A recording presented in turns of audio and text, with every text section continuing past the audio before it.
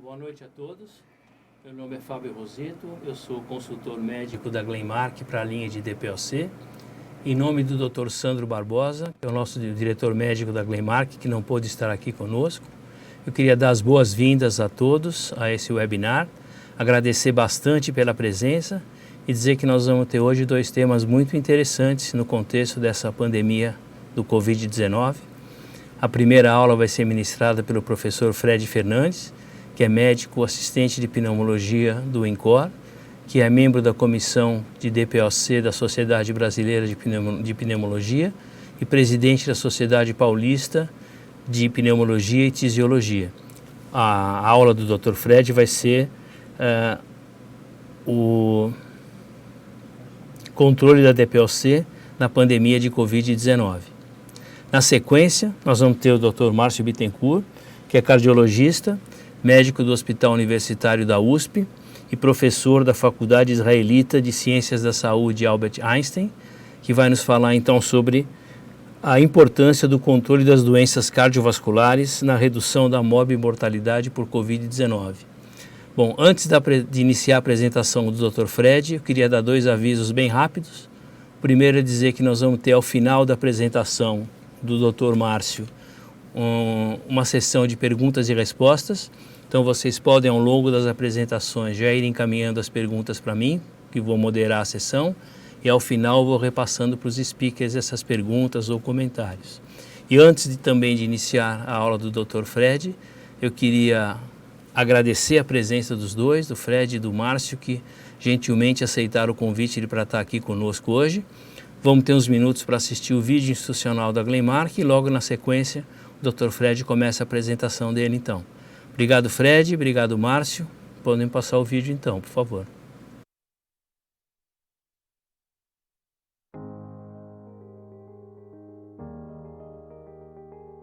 Fundada com a visão de atuar como empresa farmacêutica global, focada em pesquisa e desenvolvimento, divide seus negócios em três grandes áreas independentes: inovação, similares e genéricos, Life Science, API.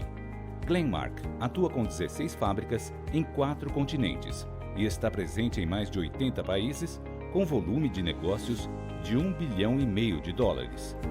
A Glenmark atua com expertise em foco terapêutico nas áreas de dermatologia, oncologia e com vanguarda e inovação em produtos da linha respiratória.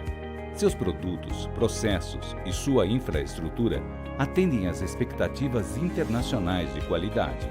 Ao longo das décadas, se estabeleceu como protagonista no desenvolvimento de novas moléculas e possui um robusto pipeline de produtos especiais em vários estágios de desenvolvimento clínico. Possui 4 centros de pesquisa e desenvolvimento, sendo um na Suíça e 3 na Índia, e conta com um grande número de cientistas altamente qualificados, o que já garantiu cerca de 600 patentes concedidas em 74 países, que cobrem inovações em NCE, New Chemical Entity, NDDS, Novel Drug Delivery System, API, Active Pharmaceutical Ingredients e Biologics. Glenmark atua com parcerias estratégicas para aumentar o foco na área respiratória e ampliar, assim, o acesso dos pacientes aos tratamentos, que tem importância fundamental para a empresa. Glenmark é comprometida com os negócios de forma responsável com o meio ambiente, a saúde e segurança em todas as operações globais. A empresa ocupa a 15ª posição entre todas as farmacêuticas no prestigiado Índice de Sustentabilidade Dow Jones, DJSI. Glenmark, a new way for a new world.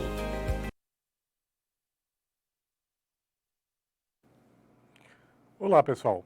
Queria agradecer a Glenmark por essa oportunidade de falar aqui com vocês e participar dessa iniciativa de educação continuada.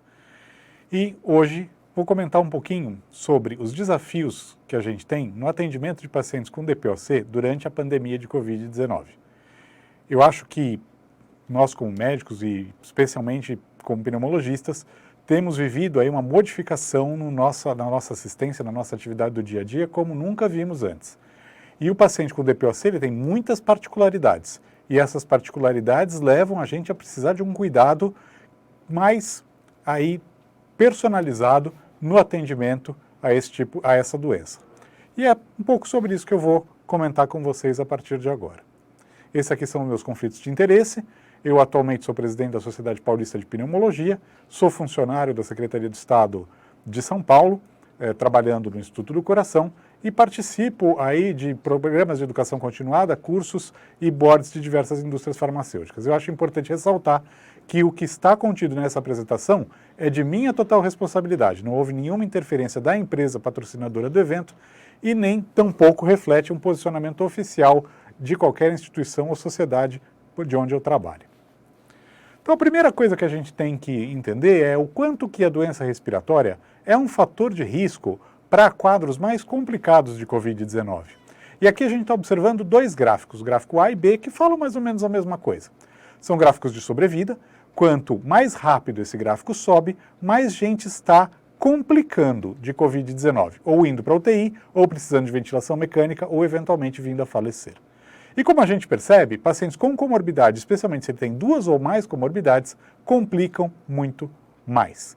E que comorbidades importantes são essas? Então, lá no começo da pandemia, já em fevereiro, começaram a sair alguns estudos epidemiológicos ainda bastante incipientes, mas nesse aqui, no caso, apesar de não ter mostrado significância estatística, porque o número de pacientes ainda era bastante pequeno, mostrou a quantidade de pacientes com DPOC relativas que vão necessitar de terapia intensiva.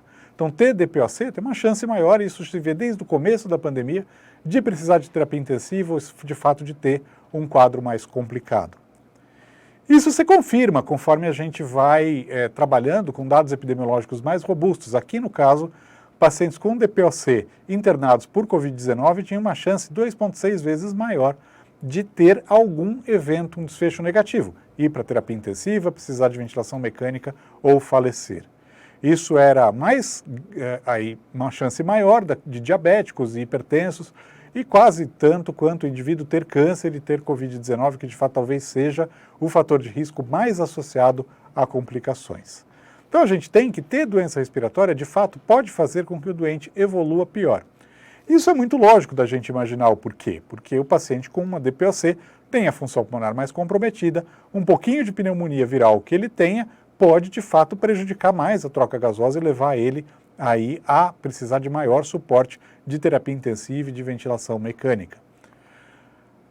A gente vê, então, no entanto, e esse é um trabalho já mais recente, do começo de maio, que pacientes fumantes têm um risco 45% maior de complicações pela Covid-19 e uma mortalidade de 38% quando internados por essa doença. Se o indivíduo que fuma desenvolveu uma doença pulmonar obstrutiva crônica ao longo da vida, o risco de complicação 88%, bastante intenso. E uma mortalidade aí quase 50% maior, mais do que 50% maior, com 60% de mortalidade pela Covid quando internado por essa doença. Um aspecto bem interessante em relação à fisiopatologia da Covid-19 é a forma com que ela se liga nas células do organismo como um todo, e especialmente do trato respiratório, para ser invaginada pela célula e, a partir daí, usar um maquinário celular para replicação viral e depois fazer aí uma lesão citotóxica com destruição dessa célula. A SARS-CoV-2, o vírus do Covid-19, ela tem uma proteína que se chama proteína spike, que se liga na enzima conversora de angiotensina 2, que é chamada de ACE2. Ela se liga nessa enzima e é introjetada para dentro da célula e aí começa toda a encrenca. Bom, é de se imaginar que quanto maior a expressão de ACE2, maior aí a gravidade do caso de Covid-19. Então, mais relacionado com quadros mais graves está a doença. Isso é muito lógico, se eu tenho mais âncoras aonde o vírus pode se ligar, é mais fácil para esse vírus se ligar e também ir mais profundamente no órgão-alvo do sistema respiratório, que é o pulmão. E, de fato, a expressão dessa ACE2 nos pacientes com DPOC ela é maior do que indivíduos sem DPOC. A gente vê no painel B, inclusive, que quanto menor o VF1, maior a expressão desta enzima. E nós podemos perceber que indivíduos que são fumantes atuais têm uma expressão maior de ACE2 comparado com quem nunca fumou ou quem já deixou de fumar, entendendo que tanto o tabagismo quanto o DPOC aumentam aí a chance do indivíduo expressar esta âncora na qual o SARS-CoV-2 se liga.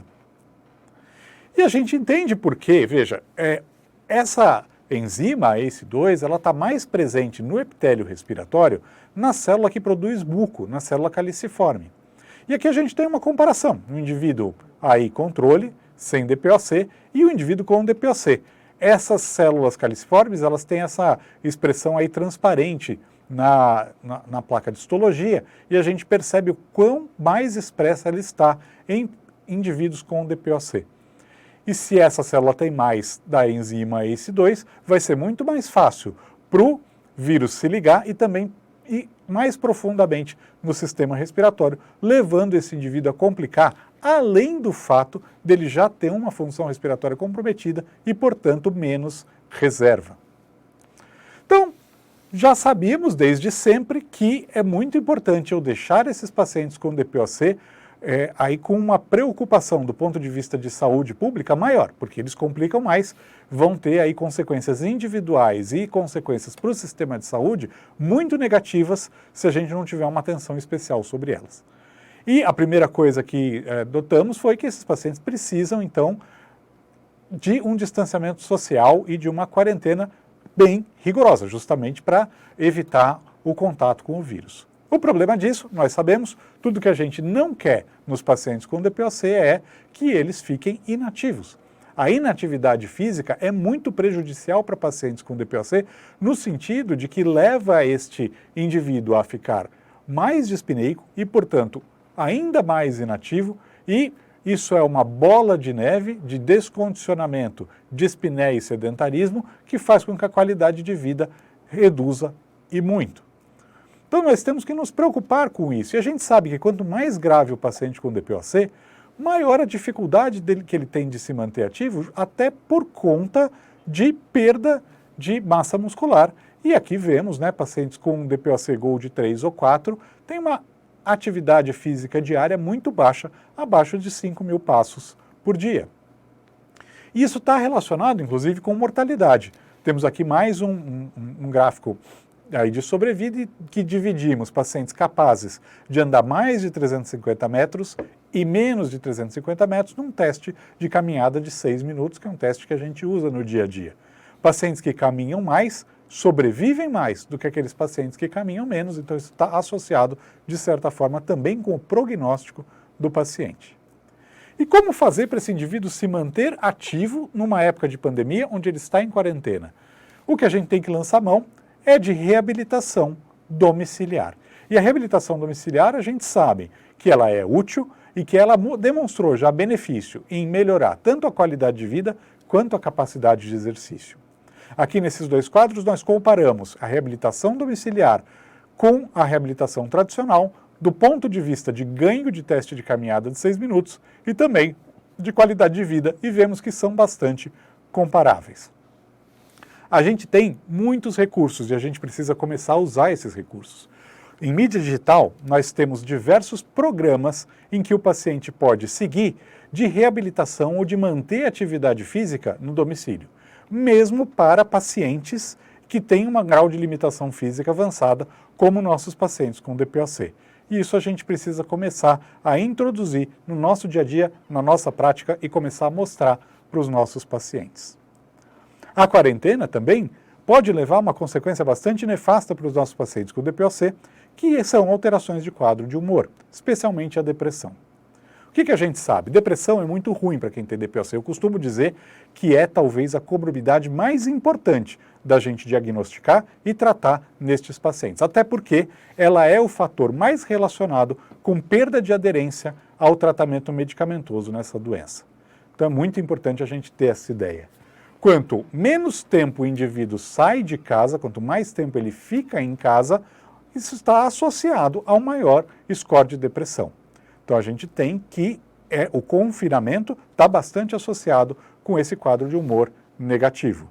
E quanto maior a depressão, também está associado com uma pior qualidade de vida. Então é muito importante a gente atentar para esse tipo de a alteração de humor no nosso paciente que está vivendo aí a quarentena. E como fazer isso? Então a gente está aprendendo ao longo do caminho da Covid-19 a utilizar os recursos de telemedicina. E como eu não estou examinando o paciente, o meu envolvimento emocional com ele e tem uma certa distância, é muito importante eu utilizar scores mais objetivos.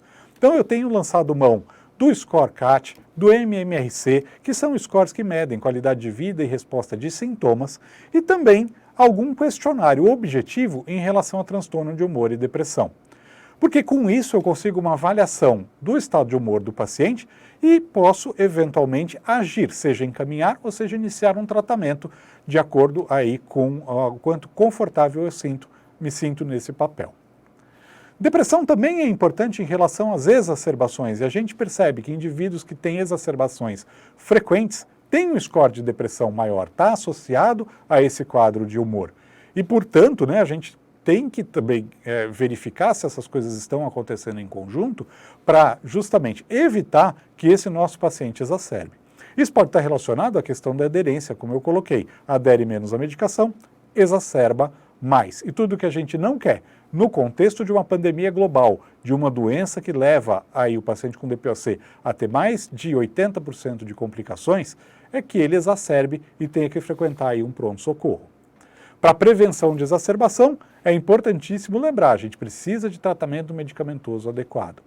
Existem aí, dentro do GOLD de 2019, um caminho a seguir se o paciente exacerba aí de forma frequente, para instituir um tratamento medicamentoso que previna essas exacerbações. E esse tratamento, veja, ele tem que ser personalizado de acordo aí com o tipo de inflamação que o paciente tem. Uma coisa que a gente tem que olhar é, será que esse paciente precisa do corticoide inalado? E quem vai dar a resposta para isso é muito a dosagem da eosinofilia periférica. Porque o paciente com DPOC, ele na verdade não é um paciente só, ele tem características particulares. E a gente sabe que no básico eles podem se dividir em dois grupos. O grupo que é não responsivo a corticoide e o grupo que é responsivo a corticoide. Esse grupo não responsivo, ele costuma ter uma inflamação dentro da via aérea caracterizada pela presença de neutrófilo. E é interessante lembrar também que esses pacientes são os mais colonizados por bactéria dentro da via aérea. Se eu dou o corticoide inalado nesse paciente, eu vou ter uma chance grande de fazer com que esse paciente tenha uma pneumonia e não vou estar prevenindo a exacerbação, porque afinal de contas ela não responde ao corticoide. Aqui a gente tem um trabalho bem recente, aí do mês passado, que mostra justamente isso, o uso de corticoide ou não, eosinófilos altos ou diminuídos em relação à taxa de pneumonia. E o que a gente percebe? Quem tem eosinófilo baixo desenvolve mais pneumonia com o tratamento preventivo do que quem tem o eosinófilo alto, até porque a inflamação é mais neutrofílica e tem mais colonização bacteriana. Se esse paciente usa corticoide, como vocês estão vendo no segundo gráfico, ele tem aí uma chance de desenvolver pneumonia muito maior e mais precoce do que o paciente que não usa o corticoide inalado. Então a gente tem que, de fato, caracterizar se o paciente tem eosinófilo periférico aumentado ou não. Pacientes com eosinófilo menor do que 100 na periferia têm uma chance muito alta de não responder ao corticoide e com isso, eu usando essa medicação, vou estar apenas adicionando um efeito colateral sem adicionar o efeito benéfico. Aqui a gente vê o impacto do IMC, inclusive, nessa questão de resposta ou não ao corticoide. E o que a gente percebe? Esses pacientes mais magrinhos, eles têm uma chance maior de desenvolvimento de pneumonia com o uso de corticoide inalado. E olha que isso reflete aquele fenótipo que conhecemos classicamente como fenótipo enfisematoso. O indivíduo mais emagrecido, mais caquético, bastante dispineico, com um pulmão relativamente seco, em que nesse paciente o corticoide parece que não está fazendo muito efeito. Na exacerbação, eu tenho aqui uma imagem de um paciente com DPOC que desenvolveu a Covid-19. Quem viu esse caso foi o Dr. José Roberto Megda, colega nosso da Sociedade Paulista, e ele me cedeu gentilmente essa imagem só para a gente observar alguns pormenores, Então, o que a gente tem? Além do vidro fosco, vão aparecer essas imagens que às vezes podem se confundir com cistos. Na realidade, pessoal, é o enfisema permeado aí por esse vidro fosco. A gente tem que notar que muitas vezes a apresentação radiológica num paciente com DPOC tem particularidades que precisamos conhecer. A exacerbação de DPOC pode sim ser confundida com um quadro de Covid-19, febre alta, piora rápida da dispneia e não progressiva, e principalmente a anosmia pode ser um sinal forte de que ele está com Covid-19 e não é uma simples exacerbação. A infecção por coronavírus em geral podem ser desencadeantes de exacerbação de DPOC, o Covid-19 não é exceção, e os pacientes em exacerbação que procuram atendimento médico devem sempre ser testados para Covid-19. E que teste nós devemos fazer? Na fase aguda, sempre o teste pelo PCR real-time, que vai detectar o RNA do vírus. Esse teste, ele costuma ter uma positividade já importante a partir do 4º dia de sintoma, até mais ou menos uma semana do início dos sintomas. Isso é para lembrar que muitas vezes eu fazer um teste de PCR real-time muito no início do sintoma, eu posso ter uma sensibilidade baixa e com isso um falso negativo. São muitos os casos de pacientes com DPOC que internam por exacerbação no contexto da pandemia, fazem um primeiro teste negativo e o teste repetido após uma semana de início dos sintomas ou com um material aí mais, medido de uma forma mais invasiva, ele acaba positivando. Então vamos ter isso em mente. Esse paciente, por exemplo, foi um paciente que internou por um quadro aí viral mais arrastado, já tinha passado 2 vezes em pronto-socorro. Quem me cedeu essas imagens foi o Dr. Mauro Gomes, e o que a gente observa aí é uma pequena área de consolidação, bastante inocente, e esse paciente também testou positivo. Lembrando, né, na exacerbação da DPOC, especialmente aquele paciente que está numa exacerbação com hipercapnia e insuficiência respiratória, a ventilação não invasiva ela é central para o tratamento da exacerbação e para a estabilização do quadro aí, respiratório. Pelo risco da aerolização, foi-se falado no início da pandemia que a gente não devia usar ventilação não invasiva. É entube cedo e rápido, né? Essa era a grande questão. Hoje em dia, a gente aprendeu que pode ser um pouquinho diferente. Então, veja, a ventilação não invasiva, com o uso de uma máscara facial adequada, ela aeroliza tanto quanto o catéter nasal aí comum, né? Então, não é assim tão mais do que isso. E temos aí algumas alternativas, como, por exemplo, o uso do catéter de oxigênio de alto fluxo, é aquele catéter que usa o oxigênio aquecido em alto fluxo, que faz aí uma aerolização muito menor e que inclusive pode ser usado uma proteção com uma máscara sobre o catéter, diminuindo ainda mais a aerolização e o risco de contaminação de familiares, outros pacientes ou equipe de saúde. Aqui a gente tem aí alguns pormenores que a gente aprendeu a desenvolver para tornar a ventilação não invasiva, o uso de suplementação de oxigênio mais seguro e com isso a gente conseguir evitar uma intubação num paciente com DPOC que pode ser bastante danosa. Aí no quadro à nossa esquerda temos um profissional demonstrando a aplicação de filtros, tanto na fase INS quanto na fase ES, do equipamento de ventilação não invasiva para diminuir aí a aerolização ou risco de contaminação. No quadro à direita, nós vemos um equipamento de oxigênio a alto fluxo. Percebam que ele é bastante pouco invasivo e pode, sobre o equipamento, ser utilizada uma máscara cirúrgica ou uma máscara comum para diminuir ainda mais o risco da aerolização. Concluindo, então, o DPOC é sim um fator de risco para complicações da Covid-19. O tratamento ele deve ser mantido sempre e é muito importante reforçar a aderência. E também o isolamento desses pacientes. Mas o isolamento traz consequências, quanto, por exemplo, a perda aí de atividade física e quadros de humor depressivo, que têm que ser abordadas. E a exacerbação, em princípio, deve ser sempre tratada como Covid-19, mesmo com o primeiro teste negativo. Agradeço, então, a atenção de todos. Passo a palavra, então, para o Dr. Márcio Bittencourt, para complementar esta sessão. Obrigado, pessoal.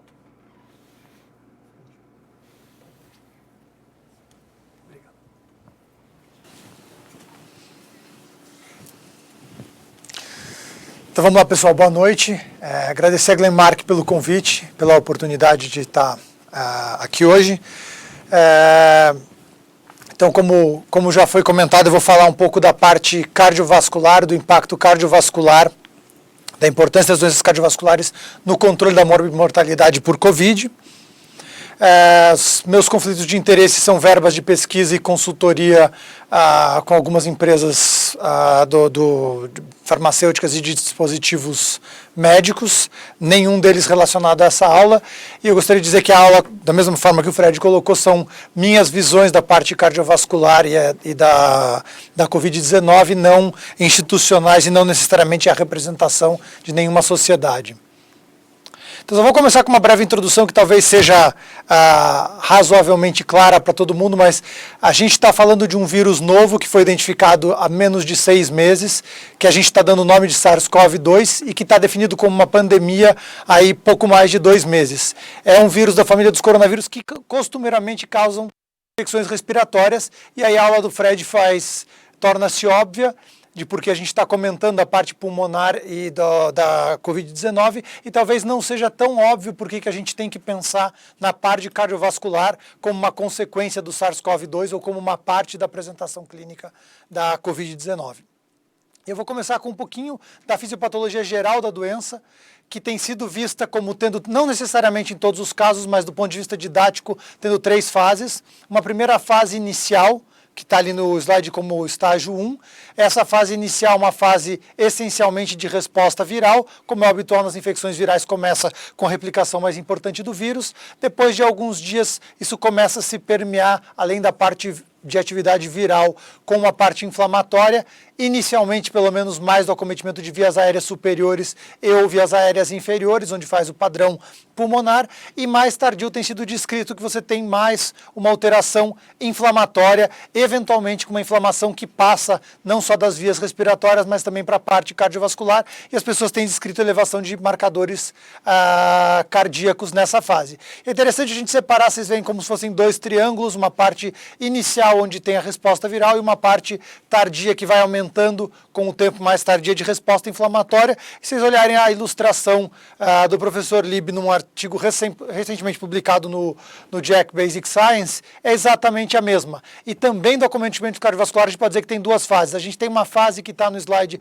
como uma miocardite viral, que eventualmente em casos raros pode ser até uma miocardite fulminante, que é acometimento direto do miocárdio pela atividade viral, seguido de um processo inflamatório.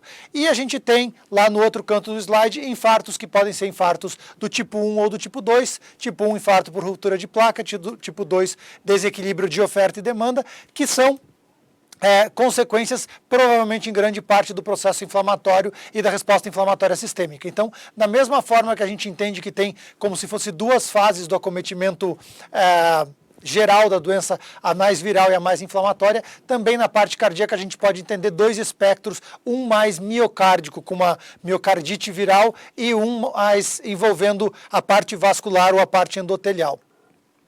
Se a gente for entrar em detalhes dessa fisiopatologia, na parte de cima do slide, vocês vão ver, começa no lado esquerdo toda a cascata do SARS-CoV-2 e na parte superior, esse acometimento mais tardio, que é o vascular, que pode dar na primeira parte um acometimento de microvasculatura e dar disfunção microvascular, que pode levar a injúria e lesão miocárdica e pode levar a alteração de marcadores miocárdicos. Um pouco mais abaixo você tem ali a alteração coronariana, aparentemente a atividade viral, a atividade inflamatória podem levar à instabilidade de placa e levar a infarto tipo 1 pelo mecanismo tradicional de infarto com ruptura de placa e instabilidade de placa. Mais para baixo vocês podem ver daí sim a parte inflamatória, onde você pode ter um acometimento pela dita tempestade citotóxica de citocinas, uma resposta de inflamação miocárdica, uma atividade miocárdica que pode levar ou a uma insuficiência cardíaca, uma miocardite aguda, e ou acometimento da parte miocárdica levando a arritmias, que está na parte inferior do slide. Então você pode ter a parte vascular na parte de cima ou a parte músculo cardíaco, a parte miocárdica na parte de baixo do slide, como consequência do acometimento viral sistêmico. E aí, pensando na parte de isquemia, como eu falei, uma parte pode ser infarto tipo 2, e aí infarto tipo 2 a gente pensa em desequilíbrio oferta e consumo, e o que você tem aqui pensando no paciente que vai estar num quadro inflamatório, eventualmente em choque, você tem taquicardia e febre como mecanismos de aumento da demanda e, eventualmente, hipotensão e hipóxia como parte do mecanismo de diminuir a oferta, e a combinação dos dois pode levar a uma isquemia miocárdica. Então, se a gente for pensar um pouco do que eu falei até aqui, eu falei para vocês de lesão miocárdica alterando troponina por ruptura de placa, infarto clássico, por mecanismo de infarto tipo 2, eventualmente até por consequência do quadro sistêmico inflamatório que o paciente tem, e por miocardite direta. Então, todos vão levar a elevação da troponina, mas são mecanismos diferentes que vão estar levando a essa lesão miocárdica. E aí uma outra coisa final da parte fisiopatológica que tem sido discutida bastante, inclusive na pneumologia, inclusive fora da cardio, que também vai ter eventualmente acometimento cardiovascular, é a parte de alteração de cascata da coagulação. Tem alguns fatores de risco principais que a gente pode ver, principalmente complicação do quadro clínico. Você vai ver do ponto de vista de resposta inflamatória, aumento de proteína C reativa, aumento de interleucina 6 e linfopenia, como alguns marcadores. E quando você olha a parte de cascata da coagulação, você vai ter um padrão, dependendo da fase onde você está, que lembra um pouco um paciente com CIVD. Então, você vai ter aumento de dímero D, você vai ter alteração de cascata da coagulação, você vai ter, eventualmente, queda de plaquetas. E, associado a isso, a gente vai ver manifestações clínicas de possíveis trombos ou microtrombos, que podem ser microtrombos pulmonares, com comportamento como um tromboembolismo venoso.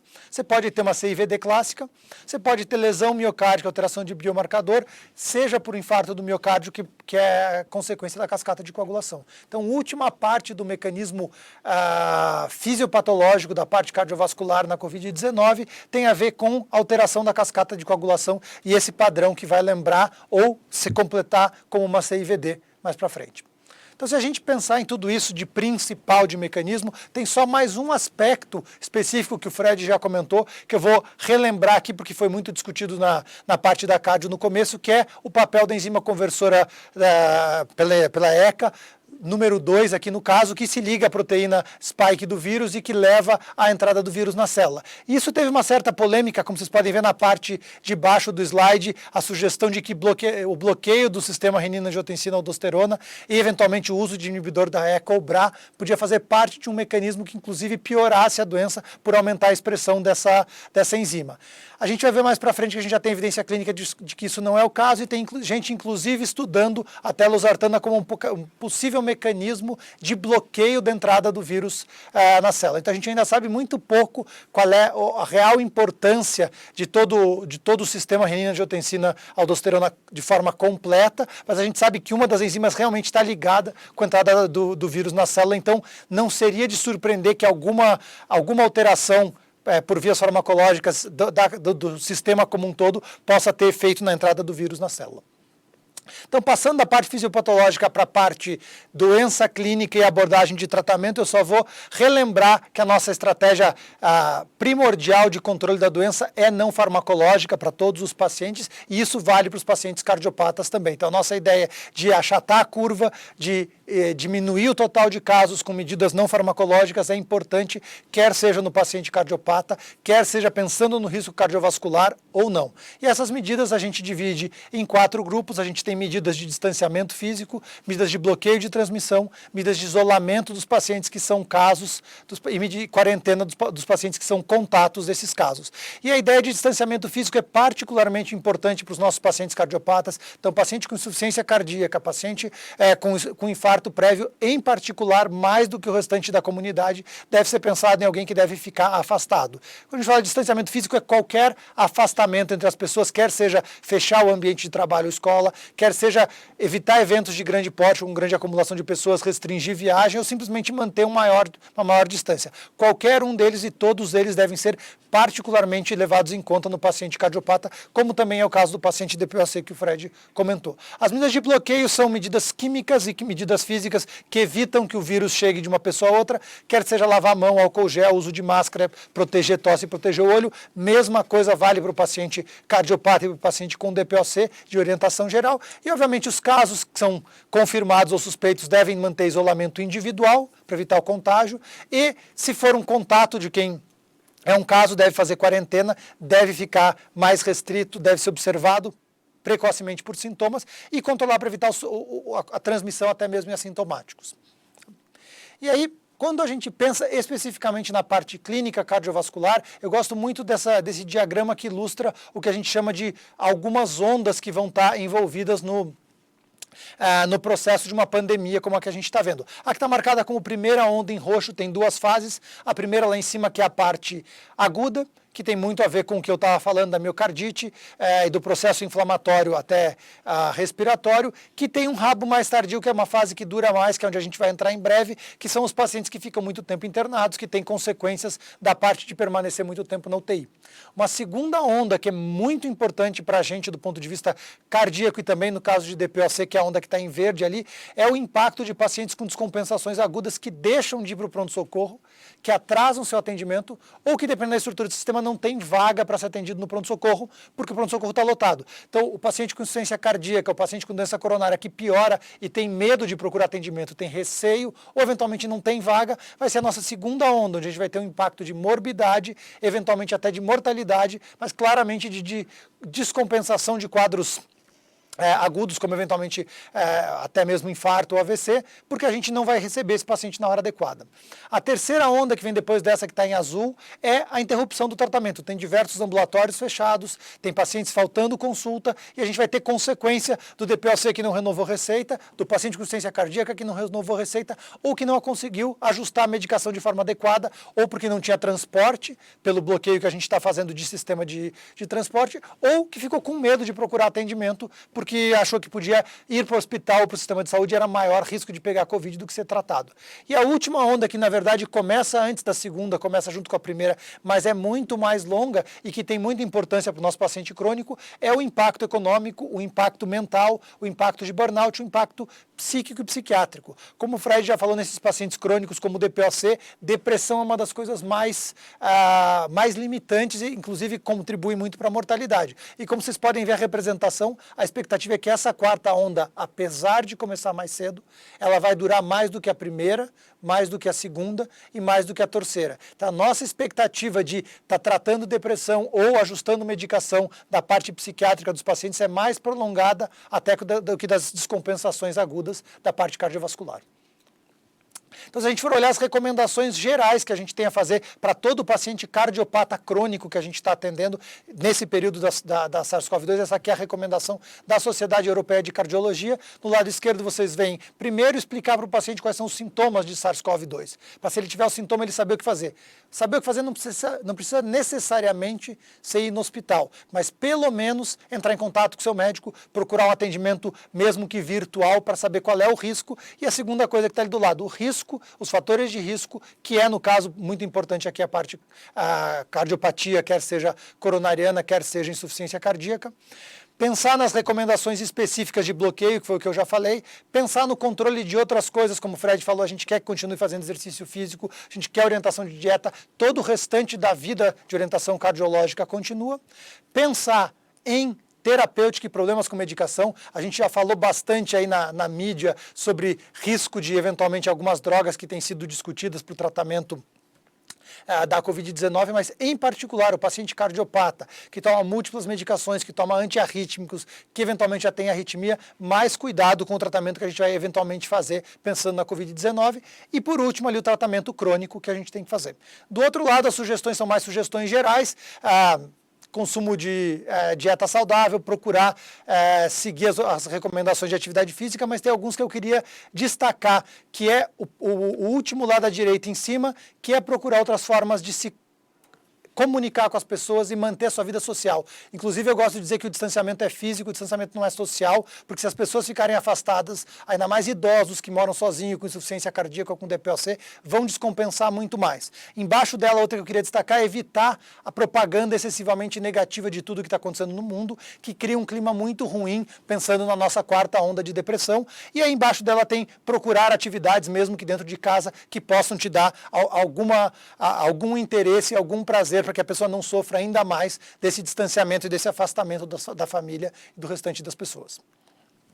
E a gente pensar na parte clínica, a gente tem aqui a representação no primeiro, em cima, em vermelho, quem morreu, em azul, quem sobreviveu, IL-6, marcadores inflamatórios associados a um prognóstico pior, do lado dele, ferritina, embaixo a gente tem ali troponina no primeiro, em laranja, pior em quem não sobreviveu, do lado proteína C reativa, do lado interleucina 6, mostrando que tanto a parte inflamatória quanto a parte de marcadores cardíacos são importantes marcadores de prognóstico. Então, a parte cardíaca é um marcador importante não só de diagnóstico de lesão miocárdica, mas de prognóstico. O último embaixo, em azul e vermelho, é troponina claramente muito mais aumentada ao longo dos dias, ali até o 22º dia, em pacientes que eventualmente vão vir a falecer. E das complicações cardiológicas que eu falei que vão acabar levando a óbito ou complicação, miocardite, insuficiência cardíaca, choque cardiogênico e acometimento coronariano com infarto. Isso é importante do acometimento cardíaco, com ou sem marcadores, marcadores de necrose miocárdica, indicam pior prognóstico. Então, embaixo, na linha mais escura, a gente vê que a mortalidade é muito menor em quem não tem doença cardiovascular e não tem alteração de troponina. Quando você tem doença cardiovascular prévia, é um pouco maior. Em qualquer circunstância de troponina elevada, muito maior. Pior ainda se tiver doença cardiovascular. Então, doença cardiovascular e troponina, independente, marcadores de pior prognóstico. Por isso, o paciente cardiopata prévio ou o paciente com manifestação cardiológica atual, aguda, devem ser tratados com mais cuidado ainda que os outros pacientes. E aí aqui é um trabalho do New England que mostra de destaque clínico de marcadores de prognóstico todas as coisas coronarianas, todas as coisas cardíacas, insuficiência cardíaca, doença coronária, arritmia como marcador de pior prognóstico. Logo embaixo, tão ruim quanto, talvez um pouco pior, o DPOC, que o Fred já comentou, mas tem um outro aqui que é interessante, que nesse estudo do ponto de vista clínico, o uso de inibidor da ECA não só não esteve associado a pior prognóstico, como até sugeriu, talvez por algum viés de confusão, mas sugeriu, se alguma coisa, um melhor prognóstico. Então, pelo menos evidência de que faça mal, a gente não tem, e se o paciente toma, no mínimo, continuar usando o inibidor da ECA, a gente pode dizer que tem que continuar usando, que é melhor não atrapalhar as outras coisas nessa fase. E a última coisa que eu queria comentar da parte cardiovascular é que a gente pode precisar lidar com o intervalo QT, porque algumas das drogas que estão sendo recomendadas por algumas pessoas para o tratamento da Covid podem alterar o intervalo QT, e a gente tem outras coisas de toxicidade que a gente pode precisar eventualmente avaliar, como, por exemplo, a parte de cascata de coagulação. Então, lembrar que o que a gente já usa no paciente, quer seja o anticoagulante, quer seja o antihipertensivo ou os antiarrítmicos, podem interagir com a doença, ou com as drogas que a gente eventualmente vai usar para a doença e pode dar algum tipo de complicação que a gente tem que tomar um pouco de cuidado na hora de acompanhar. E aqui a recomendação da Sociedade Europeia, que eles sugerem que se você tiver um paciente que tem um eletro prévio, na primeira caixinha azul, que não tem história de cardiopatia, nem história de outros problemas de arritmia e não tiver bradicardia, talvez nem precise do eletro inicial. Para todos os outros, ou para qualquer paciente com descompensação aguda, inclusive de eletrólitos, deve ser feito um eletro antes de considerar drogas como... O pessoal tem comentado cloroquina, hidroxicloroquina e azitromicina. Não é minha recomendação pessoal usar, não faz parte do arsenal terapêutico que eu considero mais recomendado, mas como tem gente usando, acho que a parte de preocupação cardiovascular tem que ser destacada, e se for usar intervalo QT acima de 500 ou acima de 550 quando tem QRS alargado, não é para usar. Se for usar ali abaixo do laranja, lembrar de repetir o eletro depois da segunda dose e considerar o alargamento do QT como uma indicação de suspensão da medicação para tratamento da Covid. E aí eu queria falar para vocês um pouco da segunda onda e a terceira onda, que eu acho que são bem mais importantes do ponto de vista cardiovascular, até do que o acometimento agudo, quer seja miocardite ou infarto. Primeira coisa importante é que os pacientes atrasam. A segunda é que eles vão ou complicar, ou morrer, ou chegar tardio, por não ter sido atendidos por essa urgência, e eventualmente a gente pode até estar vendo uma sobrecarga mais para frente. Mas o que a gente já viu aqui é uma curva, cada pontinho é um dia do ano, qual é a taxa normal de AVCs que chega em Nova York. Vocês veem que é uma linha mais ou menos, uma tendênciazinha de subida, e na faixa azul, quando começa toda a história da Covid, cai. Isso é uma diminuição substancial na chegada de AVC no pronto-socorro. E aqui do lado a mesma coisa, são dados da Itália, você tem ali todas as síndromes coronarianas agudas, o normal é chegar em torno de 18 a 19, e você está tendo 13 admissões por dia. 25% de redução de síndromes coronarianas agudas chegando no pronto-socorro na Itália, isso aqui é dado italiano, quer seja 20% de diminuição no Consupra ou praticamente 30% de diminuição no infarto sem supra. Então os pacientes vêm menos no pronto-socorro, quer seja por AVC nos Estados Unidos, quer seja por infarto na Itália. E também aqui uma diminuição geral do atendimento de pronto-socorro nas barrinhas em azul, depois da parte laranja mais clara, laranja mais escuro do meio, uma diminuição substancial de busca do pronto-socorro por qualquer motivo. Então é uma expectativa de que isso piore por qualquer motivo. Na linha pontilhada em cima você vê a demanda normal. No painel da direita também um artigo do New England, em azul a curva de subida da Covid, em laranja o habitual de síndromes coronarianas agudas da Califórnia, mostrando a mesma coisa que eu mostrei para a Itália, e em vermelho vocês veem uma queda em torno de 20% na taxa de procura por síndrome coronariana aguda. Não faz sentido ter menos infarto, porque está tendo Covid, e a gente vê, inclusive, que talvez faça sentido até ter mais infarto diretamente causado pelo Covid. Então, isso aqui não é menos infarto chegando, é menos infarto acontecendo, mas é menos infarto procurando pronto-socorro. E é uma das causas, que a gente costuma dizer, de causas correlatas de morte em situações como na Covid, onde as pessoas estão morrendo por não atendimento médico, ou pelo menos uma parte desses infartos eventualmente pode estar morrendo por não atendimento ou atendimento médico tardio. Tem um lado não publicado americano mostrando que a taxa de pacientes chegando fora de janela de trombólise ou angioplastia primária aumentou significativamente nos Estados Unidos. E aqui, por último, um dado de aumento de parada cardíaca extra-hospitalar, mostrando que as pessoas estão morrendo em casa. Não necessariamente aqui é morte súbita, mas que as pessoas estão morrendo em casa. Em cima são 4 regiões da Itália combinado, embaixo você tem cada uma das regiões separadas. E o que é interessante, se vocês olharem os dois painéis de baixo, o laranja e o azul estão quase iguais, que é o 2019 e 2020. E a linha vermelha é bem pequenininha, porque foram regiões da Itália com menos Covid. Nos dois de cima, vocês veem que a linha vermelha se destaca de forma importante, onde teve muito mais Covid. Aí a taxa de parada cardíaca extra-hospitalar, que são em azul para 2020, está muito maior do que foi em 2019. Então, claramente, a infecção por Covid está associada à parada. Não é necessariamente a causa, talvez até seja em alguns casos, mas está associada ao paciente não procurar atendimento e parar em casa. Então essa acho que é a principal consequência da segunda onda. E aí a gente tem que pensar nessa segunda onda na forma de atender. Lembrar que todo paciente que a gente atende chegando no pronto-socorro tem que pensar ali em febre, sintomas respiratórios, história prévia de contato com alguém que tem Covid ou história de familiar com Covid. Se tem suspeita de Covid, a abordagem é diferente. Tem que considerar deixar em ala isolada, deixar em pronto-socorro se estiver instável ou aguardar os exames de Covid antes de internar no hospital ou antes de internar em alguma ala que não seja a ala dedicada. O pessoal tem trabalhado com a ideia de uma zona morna, uma zona cinzenta, ter uma ala para os pacientes que claramente não têm Covid, uma ala para os que têm e um intermediário entre os dois grupos. Mesma coisa na pensar quando vai abordar pacientes instáveis, quer seja hipotensão, quer seja um paciente com infarto ou insuficiência cardíaca descompensada. Se o paciente está em choque, considerar que o paciente deve ser abordado como um infectado e tomar todos os cuidados. Se o paciente não está num quadro instável, aí procurar fazer o diagnóstico antes de fazer toda a abordagem clínica.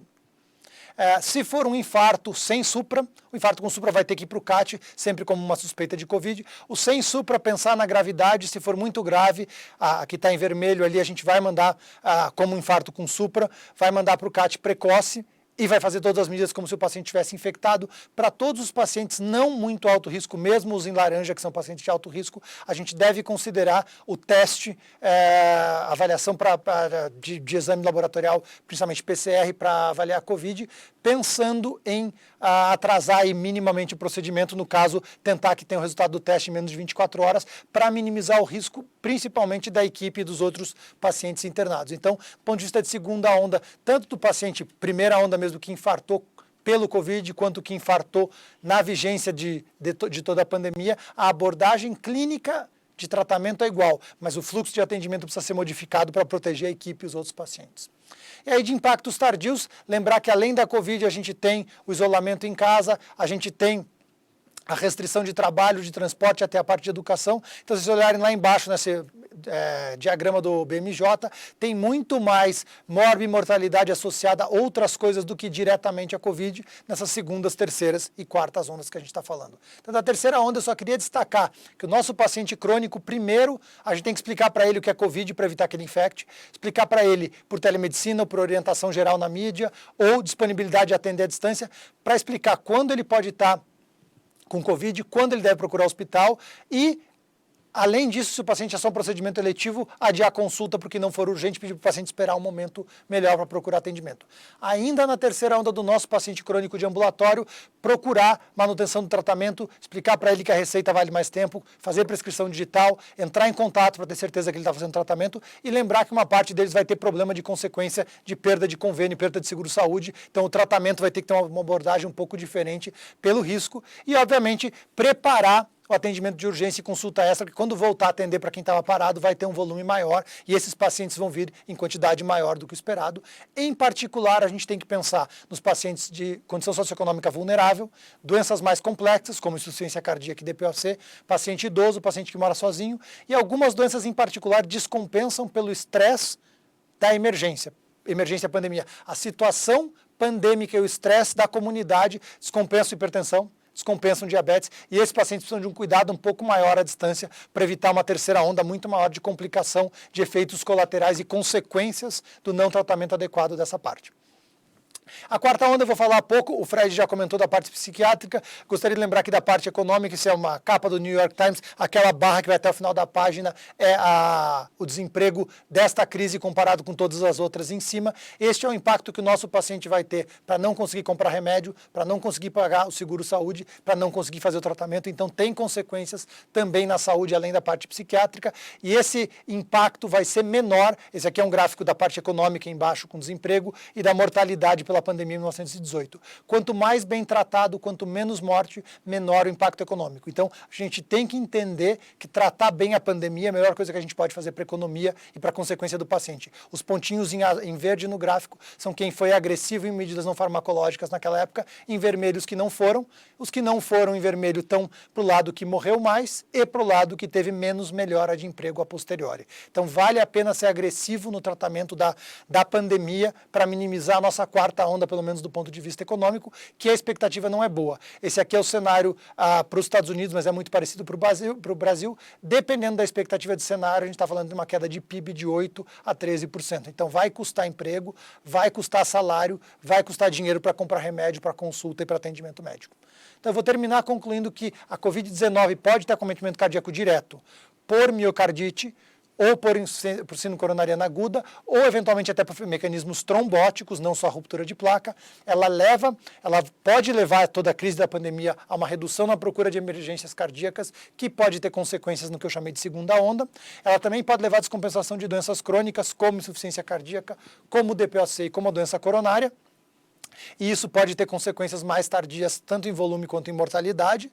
E o impacto econômico e psicológico pode ter impacto na saúde cardiovascular e na parte respiratória, como o Fred já falou. Então, não é só o problema do vírus, é muito mais longe, muito mais amplo do que diretamente o problema do vírus, até para a parte cardiovascular. Vou terminar por aqui. Muito obrigado. Bom, obrigado mais uma vez, Fred e Márcio. Acho que qualquer comentário adicional é dispensável, né? Acho que a relevância do tema fala por si só e o brilhantismo com que vocês expuseram os approaches respiratório e cardiovascular também acho que dispensam qualquer comentário adicional. Obrigado, parabéns pelas excelentes apresentações. Eu tenho aqui alguns pontos que foram trazidos pela nossa audiência que eu queria compartilhar com vocês. Então, o primeiro de todos, aqui é um ponto do Luiz Antônio Fraghetti. Márcio, se você pudesse rapidamente repetir, quando você falou sobre a fisiopatologia e a ECA, o som dele aqui sumiu, ele se perdeu, ele pede para você repetir rapidamente. Só antes de você começar a lembrar, o Luiz Antônio, que essa aula vai ficar disponível depois, então você pode consultar, ouvir, assistir com mais tempo, com mais calma futuramente. Mas, de qualquer maneira, o Dr. Márcio vai fazer um replay aqui rápido dessa questão da ECA e a fisiopatologia. Por favor, Márcio. Eu não estou com o slide para ilustrar tudo de novo o que a gente viu, mas a enzima conversora, a ECA, a ECA número 2 tem mais do que uma ECA, faz parte da enzima que o vírus usa para entrar na célula. Então, é um mecanismo, como o Fred chamou de uma âncora, onde o vírus consegue se prender para entrar na célula. Então, quanto maior a expressão dessa enzima, mais fácil a entrada do vírus na célula, que é onde ele precisa estar para se replicar.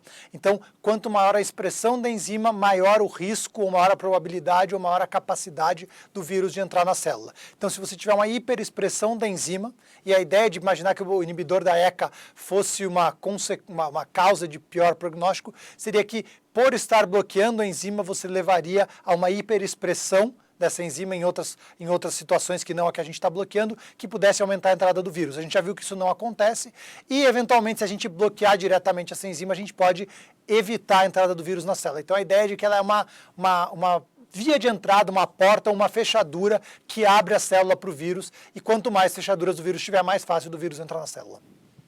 Obrigado, Márcio. Então, aproveitar que você já está aí na linha, te passar mais uma, depois eu passo aqui umas perguntas que chegaram para o Fred também. A pergunta aqui é a seguinte, Márcio, é do Fernando Guimarães.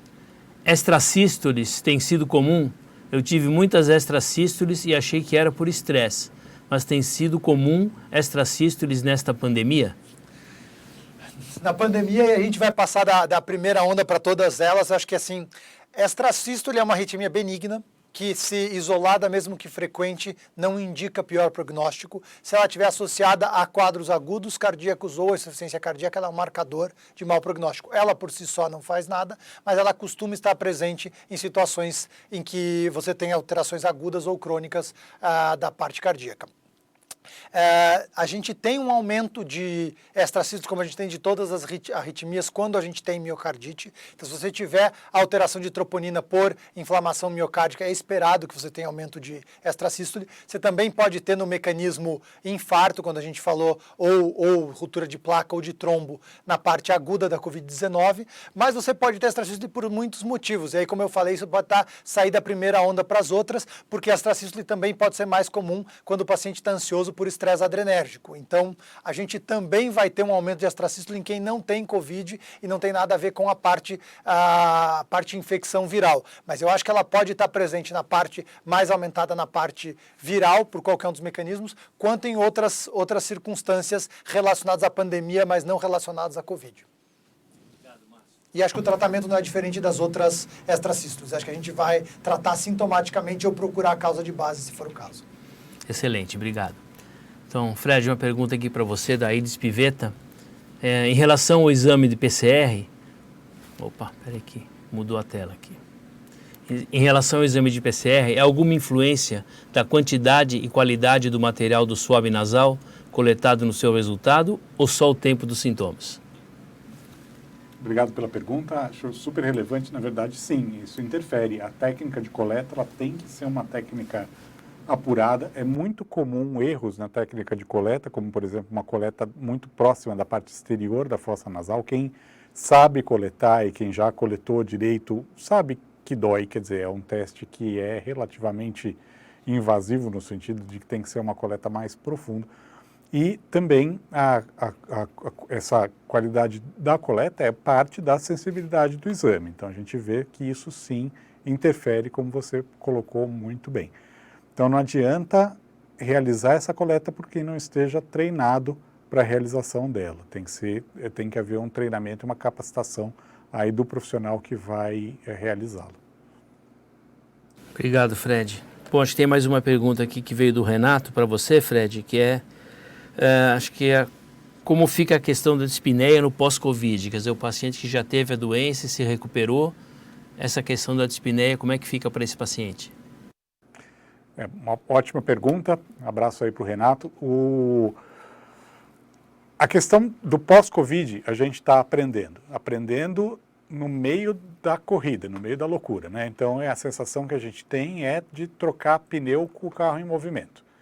Porque estão começando a aparecer casos de indivíduos que tiveram tanto casos leves quanto moderados e até já pegamos aí casos de indivíduos que se recuperaram de internação prolongada em UTI. A gente está agora lidando com o pós-Covid desses pacientes. E o que a gente tem observado na prática? Talvez o sintoma que mais tem chamado a atenção é a tosse. esses indivíduos que se recuperam, mesmo de quadros leves, costumam ter tosse prolongada, uma tosse geral seca, que a gente costuma chamar daquela tosse irritativa, e bastante prolongada e bastante desconfortável. Além disso, o que tem se percebido é um aumento na hiperresponsividade brônquia. Eu, particularmente, tenho visto isso muito em asmáticos que tiveram a Covid. Não é tão comum o asmático estar infectado quanto a gente estava esperando previamente. Talvez exista aí no tipo de inflamação que o asmático desenvolve no pulmão algum efeito protetor, ou talvez até na medicação. Isso não se sabe, a gente vai investigar e aprender isso também com o tempo.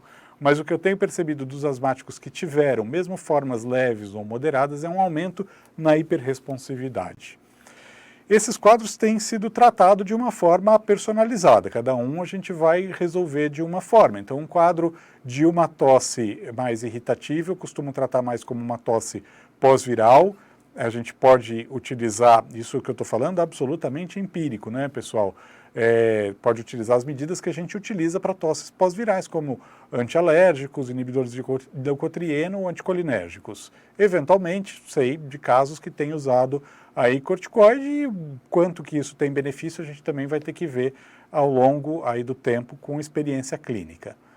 Se um paciente que tem asma e vem no pós-Covid com uma hiperreatividade aumentada, o que eu tenho feito é o step-up do tratamento de asma, chegando até, inclusive, terapia tripla, e com isso tento controlar essa hiperreatividade. Eu tive um caso de uma paciente asmática, que também era atleta amadora, e na retomada, aí, na realização de exercício, começou a ter asma induzida por exercício de uma forma bem frequente e intensa, aumentando a medicação de controle, e com o tempo também ela passou a ter necessidade de usar menos resgate aí com esse step-up, e a gente vai acompanhando isso ao longo do tempo.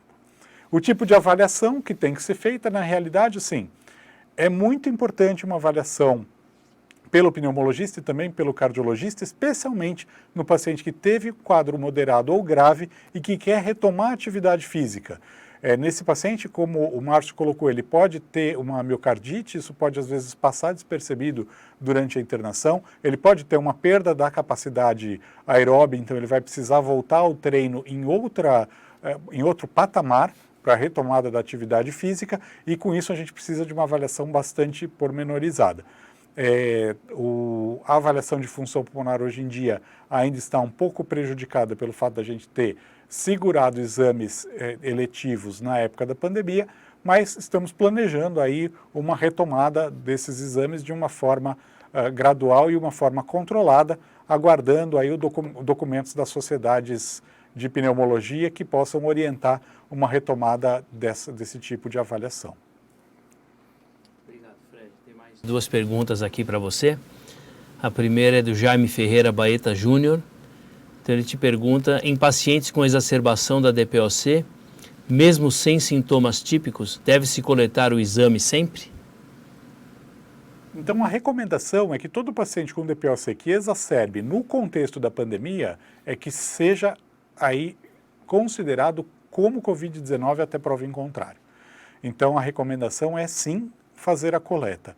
E é interessante porque a gente tem visto casos em que o sintoma é leve, uma exacerbação mesmo leve, e que habitualmente seria conduzida aí de uma forma menos invasiva, mas que quando se coleta o exame no tempo e com a coleta adequada, vem um teste positivo. Um outro fator que eu quero ressaltar novamente é, um primeiro teste negativo não exclui. Temos visto um mundo de pacientes que têm aí um primeiro teste negativo por conta da baixa sensibilidade, seja pelo tempo ou pela técnica inadequada. Num segundo teste ele vem a positivar, então a gente tem que sempre ficar com essa pulga atrás da orelha e nunca relaxar nos cuidados de higiene e proteção tanto da equipe que está do cuidado desse paciente. Perfeito, Fred. Obrigado. Mais uma pergunta. O Cabral, em primeiro lugar, ele manda um abraço para você e pergunta como vocês estão fazendo com o cadastro dos pacientes novos com DPOC na impossibilidade da realização da espirometria. Estão fazendo em casos selecionados? Estão fazendo termo de consentimento? Grande Cabral, um abraço para você também. Veja, então, em São Paulo nós tivemos uma atuação tanto da Sociedade Paulista de Pneumologia quanto da ABRA, para, junto à Secretaria de Saúde, dispensar o paciente com DPOC e asma da espirometria para incluí-lo aí no programa de alto custo de dispensação de medicação. Então, nós não temos esta necessidade. Uma avaliação clínica e um relatório médico no contexto da pandemia é suficiente aí para você prescindir da espirometria, sabendo que depois de passar dessa fase nós teremos que providenciar uma espirometria para esse paciente para ele continuar no programa de alto custo.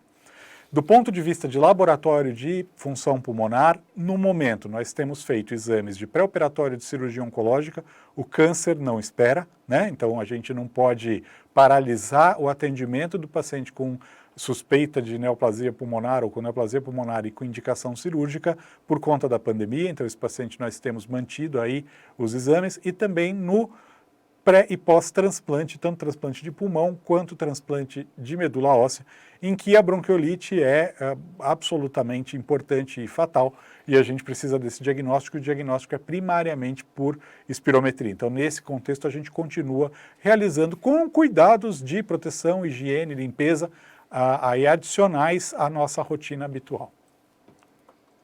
Obrigado, Fred. Mais uma pergunta para você, do Jaime Ferreira Baeta Júnior, nova pergunta dele. Fred, após a Covid tratada, em quanto tempo você repete a tomografia do tórax? Boa pergunta. Vamos pensar. Então, o indivíduo teve a Covid, Covid tratada, tratou... supostamente... E veja, assim, você repete a tomografia quando? Tem duas situações que eu acho que cabem.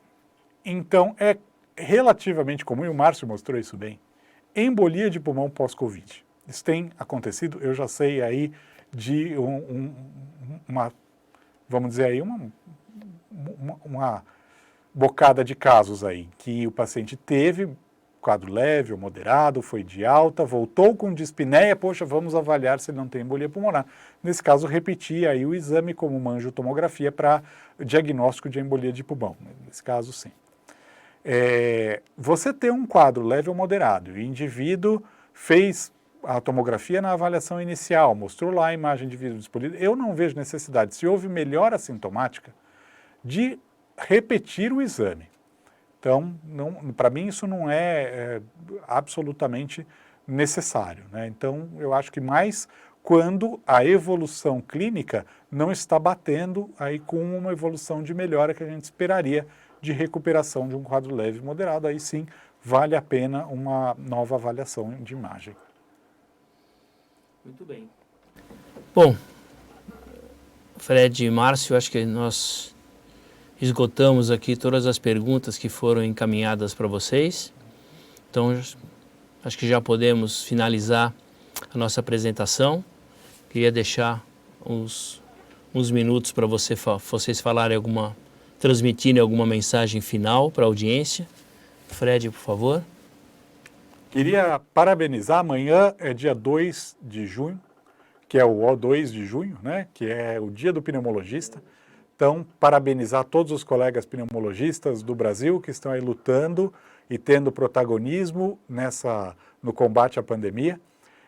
Um grande abraço para todos que assistiram e agradeço imensamente a atenção e novamente o convite da Glenmark. Obrigado, Fred. Márcio, por favor. Eu queria agradecer a Glenmark pelo convite, pela oportunidade. Espero que o pessoal tenha aproveitado em casa as discussões.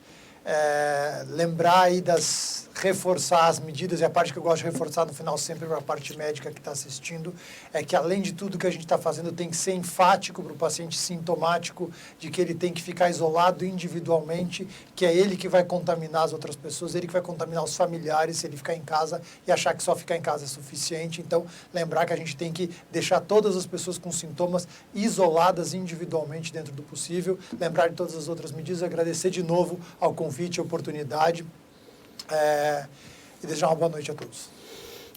Então, finalizando, obrigado mais uma vez, Fred, obrigado mais uma vez, Márcio, obrigado a todos que estiveram conosco nesse webinar de hoje, é uma grande satisfação, muito bem lembrado pelo Fred, amanhã é o dia do pneumologista e mais do que nunca esse dia é relevante, né? Sempre foi, agora mais ainda por tudo que os médicos de maneira geral e os pneumologistas em especial têm feito em prol da melhora dos pacientes e da correta atenção aos pacientes nessa pandemia que está nos molestando tanto. Então, mais uma vez, em nome da Glenmark, eu encerro o webinar, agradeço Fred, Márcio e a audiência e esperamos estarmos juntos em alguma outra atividade científica brevemente. Obrigado, então.